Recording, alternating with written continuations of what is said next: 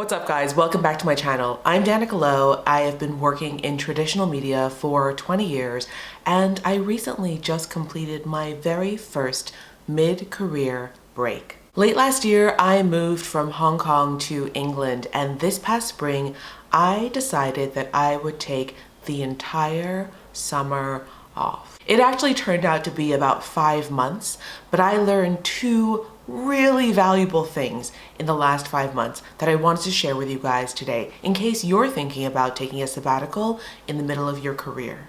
The first and most important thing I learned during my mid-career break is that it was the most important thing and the best thing I could have done for myself at this point in my career.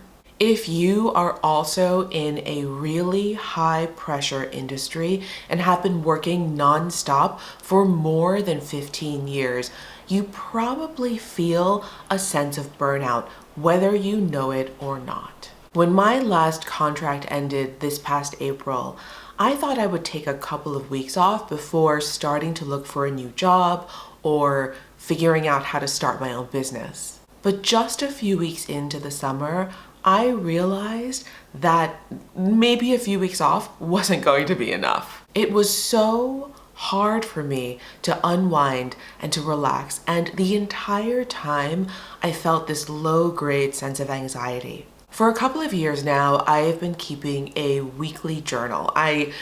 I've tried journaling every day. I find it to be really difficult and I get frustrated when I don't have a lot to say on particular days. So I found that weekly journaling, recapping what happened over the course of 1 week and evaluating how I feel about what happened to be really, really helpful for me.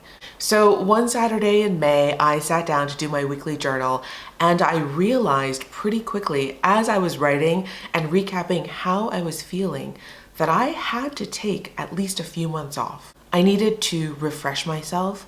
I needed to relax. I needed to clear my mind. But what I found happened over the course of the summer was that I started to recenter and I started to rediscover who I am. I pretty much spent the summer doing lots of nothing. I did start going to the gym again and I got a new personal trainer, and reconnecting my mind and my body was so important for me, especially after so many months of lockdown. By the time I was able to go back to New York for just a few weeks for the first time in 2 years to see my friends and to see my family, I knew in like the deepest part of me that I loved my life here in England. And what I loved more than the actual geography and sort of relaxing and not doing very much on a day-to-day basis, I love the feeling of being myself again. I think I'm at that natural midpoint in my life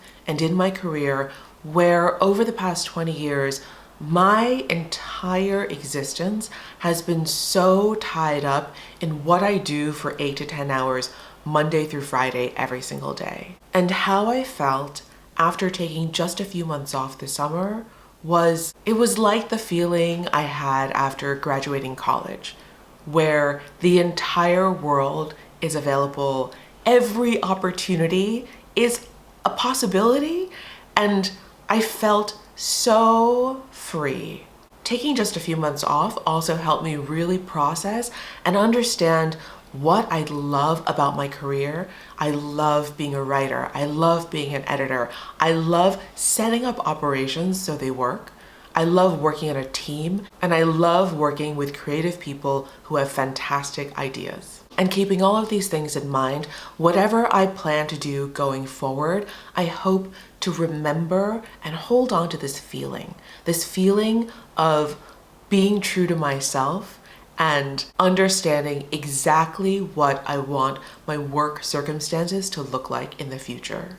The second most important thing that I learned from my time off is a much more practical lesson, and that is to never rely on your employer as a sole source of income. By now, you have probably read that Wall Street Journal story that came out a few weeks ago about how lots of remote workers have been secretly holding down 2 or even 3 jobs at once. When I read this story, I didn't know why anyone found it surprising. For the first half of my career, when I started as a reporter at the New York Post and I worked there for almost 7 years, I was probably working 3 or 4 jobs at once at any given time. I was working a full-time job as a reporter.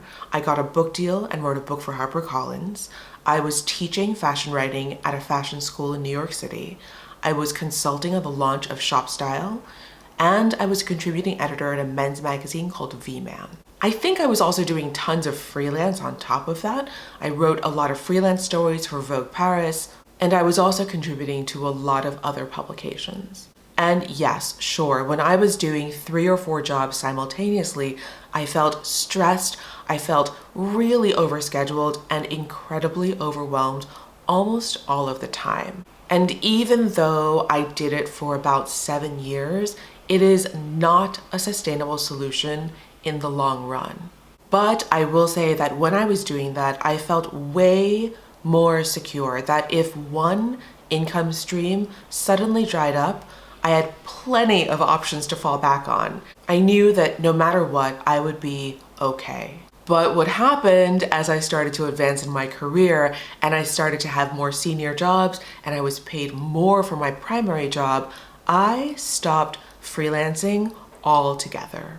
Because I was making more money from one source, I thought I didn't need to do outside projects anymore. But I think I was wrong, because while I didn't need to freelance from a pure revenue or income perspective, what I lost in the process was security and peace of mind.